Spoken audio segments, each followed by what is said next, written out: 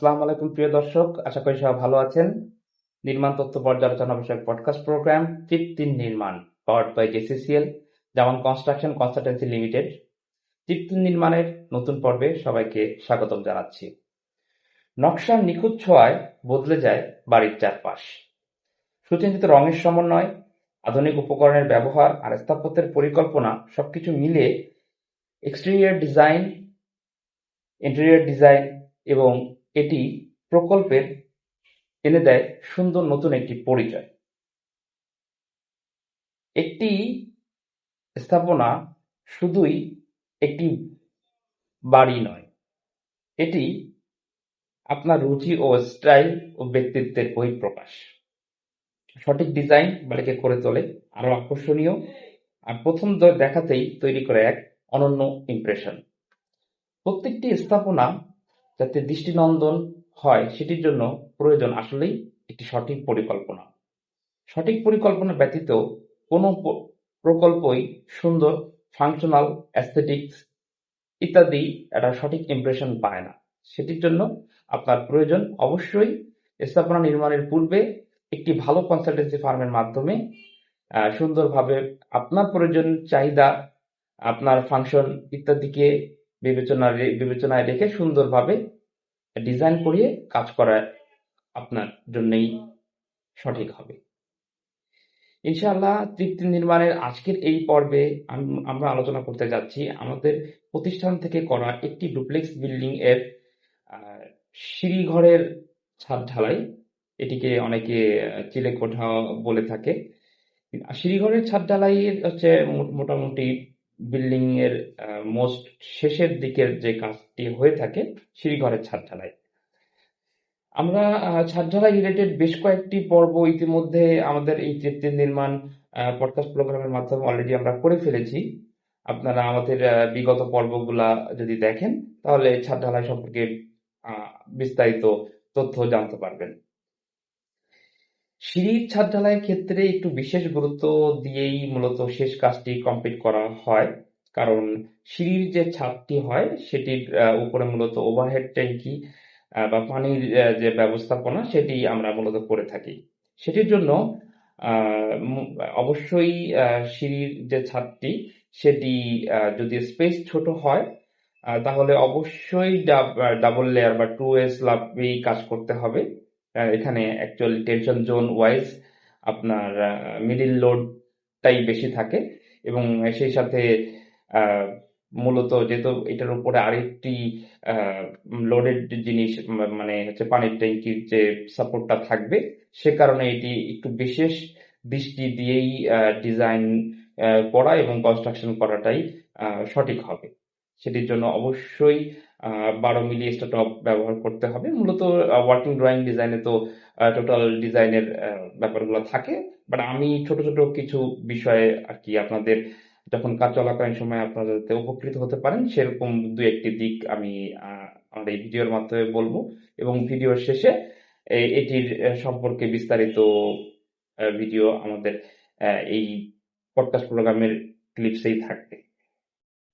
ছাদের সিঁড়ি ঘরের শেষ ছাদ ঢালাইয়ের জন্য আপনাকে অবশ্যই স্টপ বা মানে মূলত ডাবল জালি 2 স্ল্যাবটাকেই প্রাধান্য দিতে হবে এবং রেইনফোর্সমেন্টের দিকে বিশেষ গুরুত্ব দিতে হবে। এখানে minimum 5 inch by 5 inch centre to centre wise double জালি স্ল্যাব রডের রেইনফোর্সমেন্টটি কমপ্লিট করতে হবে এবং ব্লকের ব্যবহার সঠিক করতে হবে, সঠিক লেভেলিংটা করতে হবে যাতে যাতে কোনোভাবে লিকেজ না থাকে এবং মূলত যে বরাবর আর কি পানির ট্যাঙ্কিটা আর কি বা পানির রিজার্ভ ট্যাঙ্কিটা করা হবে সেখানে একটু বিশেষভাবে কর্নার বাইন্ডার ইত্যাদি বিষয়গুলা একটু প্রোভাইড করতে হবে।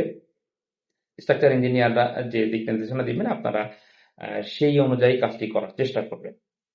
আসলে আজকে আমার এই তৃপ্তি নির্মাণ পডকাস্ট প্রোগ্রামের 14তম পর্বে আমি মূলত আজকে অন্য একটি বিষয়ে ফোকাস করতে চাচ্ছি। আমার আলোচনার আলোকপাত করব হচ্ছে মূলত সিঁড়িঘরের যে ছাদ ঢালাই হয় এক্ষেত্রে যে রেইনফোর্সমেন্টটি থাকে, রডটি থাকে, সেটি মূলত ক্লায়েন্টরা সবার শেষেই করে। এক্ষেত্রে আমি আমার ম্যাক্সিমাম প্রজেক্ট বা আমাদের শুভাকাঙ্ক্ষীদের বিভিন্ন প্রজেক্ট যখন আমি যাই একটি বিশেষ বিশেষ ত্রুটি আমার চোখে পড়ে। সেটি হচ্ছে, যেহেতু অনেকদিন ধরে কনস্ট্রাকশন পিরিয়ড চলে, কনস্ট্রাকশনের কাজ করাকালীন সময়ে আপনার রডে আর কি মূলত জং এসে যায় বা রডে মরিচা পড়ে, এটি সহ আর কি ছাদ ঢালাই দিয়ে দেন সম্মানিত বাড়ির মালিক মহোদয়গণ। কিন্তু এটি আসলে ঠিক নয়, এটি মোটেও করা যাবে না। মরিচা ধরা অবস্থায় কোনো রেইনফোর্সমেন্টই কাস্টিং এ যাওয়া যাবে না। এখানে একটি বিশেষ পদ্ধতি অবলম্বন করাটাই শ্রেয়। সেটির জন্য বাজারে বিভিন্ন ধরনের রাস্ট ক্লিনার বা রাস্ট ব্লাস্টার টাইপ বেশ কিছু প্রোডাক্ট আছে, সেটি দিয়ে আপনার রডের মরিচা সম্পূর্ণভাবে দূরীভূত করে ফাইনালি আপনার কাস্টিংটি কমপ্লিট করতে হবে। সেটির জন্য বার্জার কোম্পানি থেকে একটি প্রোডাক্ট আছে, যেমন বার্জার রাস্ট ব্লাস্টার। এই প্রোডাক্টটি দিয়ে মূলত পুরো রডের মরিচাটিকে প্রপারলি ক্লিন করার পরেই কাস্টিং এ যেতে পারলে ভালো। সেটির জন্য আমরা আরো বিভিন্ন ধরনের স্ক্রাবার বা বিভিন্ন ধরনের আরো বাজারে বিভিন্ন ধরনের কেমিক্যালস আছে, সেগুলো আপনারা একটু ভালোভাবে খোঁজ খবর নিয়ে আপনি আপনার প্রকল্পতে ব্যবহৃত রেইনফোর্সমেন্টকে সঠিক উপায়ে আপনি সঠিক ভাবে এটির যত্ন সহকারে আপনি আপনার প্রজেক্টটি কমপ্লিট করলে আপনার জন্য সেটি ভালো হবে। ইনশাআল্লাহ দেখতে দেখতে আমাদের তৃতীয় নির্মাণ পডকাস্ট প্রোগ্রামটি এগিয়ে যাচ্ছে। ইনশাআল্লাহ আপনারা দেখছেন, আপনাদের অনেক শুভকামনা জানাচ্ছি। এবং নির্মাণ সংক্রান্ত কোনো প্রকার যদি আপনাদের কোনো তথ্য জানার থাকে, আপনারা আমাদের কমেন্ট করতে পারেন। আমরা আপনার প্রশ্নটি সঠিকভাবে অ্যানালাইসিস করে আপনার উত্তরটি কমেন্টের মাধ্যমে জানিয়ে দিব। প্রত্যেকটি পর্বের শেষে আমি একটি বিষয় ফোকাস করি, সেটি হচ্ছে আমরা তো পরিবেশের ভিতরেই থাকি। পরিবেশকে ধ্বংস করে বা পরিবেশের যত্নটা নেওয়াও আমাদের দায়িত্বের ভিতরই পড়ে। যে যার জায়গা থেকে যতটুকু জায়গায় যার আছে, সেটি রেসিডেন্সিয়াল বিল্ডিং হোক, কমার্শিয়াল বিল্ডিং হোক, যে ধরনের বিল্ডিং হোক, যার যার স্থান থেকে তার অবস্থান এবং তার প্রকল্প, তার স্থাপনাটি যাতে পরিষ্কার পরিচ্ছন্ন থাকে সেদিকে আমাদের অবশ্যই দৃষ্টি দান করতে হবে। তাছাড়াও আমাদের যেভাবে বাহ্যিক উষ্ণতা বাড়ছে এবং যেভাবে হিট সার্কুলেশনটা বাড়ছে, এটির জন্য আমাদের ল্যান্ডস্কেপ বনায়নের দিকে বিশেষ বিশেষ দৃষ্টি দেওয়া উচিত। সেটির জন্য প্রত্যেকটি বছর যাতে প্রত্যেকটি মানুষ আমরা অন্তত ৩টি করে গাছ রোপণ করতে পারি, একটি ফলজ, একটি বনজ এবং একটি ঔষধি। এবং সেই সাথে সেই গাছগুলো যাতে আমরা প্রপারলি পরিচর্যাটাও করতে পারি। কারণ পরিবেশকে আমরা যতটা সুন্দর গুছিয়ে রাখবো, পরিবেশও আমাদের ততটাই ভালো অক্সিজেন, ভালো ভালোভাবে থাকার সুযোগ পরিবেশই আমাদের করে দিবে। সেই আশাবাদ ব্যক্ত করছি। সবাই ভালো থাকবেন। দেখা হবে নতুন একটি পর্বে। আসসালামু আলাইকুম।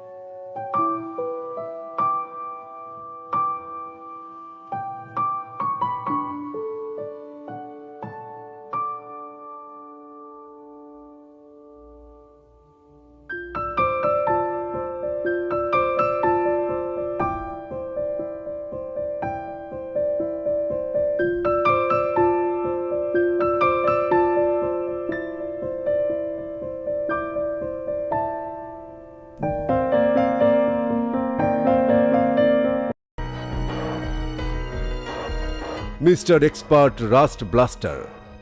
রাস্ট ব্লাস্টার একটি হালকা অ্যাসিডিক সলিউশন যা মূলত তেল, গ্রিজ, মরিচা দূর করে।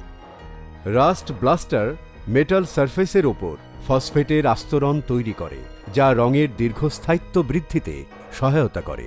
সারফেস ক্লিনিংয়ের সনাতন পদ্ধতির তুলনায় সুবিধাসমূহ: অধিক কাভারেজ, কম খরচ, কম পরিশ্রম, অধিক পরিষ্কার, পরিবেশ বান্ধব, দুর্ঘটনার ঝুঁকি কম, প্রয়োজনে পানি মেশানো যায়। রাস্ট ব্লাস্টার কিভাবে ব্যবহার করতে হয় এখন আমরা জানব। কেমিক্যালটি ব্রাশ অথবা কাপড় দিয়ে ভালো করে মেটালের উপর ভিজিয়ে লাগিয়ে দিতে হবে।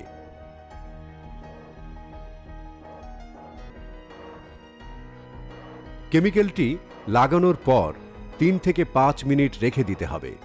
এরপর পরিষ্কার কাপড় দিয়ে মেটালটিকে মুছে ফেলতে হবে। মেটালটি শুকানোর পর প্রয়োজনীয় রং করা যেতে পারে। রাস্ট ব্লাস্টার এখন পাওয়া যাচ্ছে নতুন আকর্ষণীয় প্যাকে।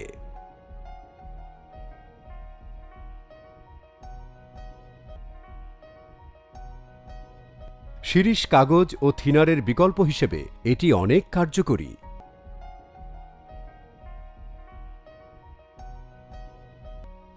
সতর্কতা: উপরোক্ত কেমিক্যালটি ব্যবহারের সময় রাবার গ্লাভস অথবা হাত মোজা ব্যবহার করুন। সর্বোত্তম ফলাফলের জন্য উৎপাদনের 12 মাসের মধ্যে ব্যবহার করুন।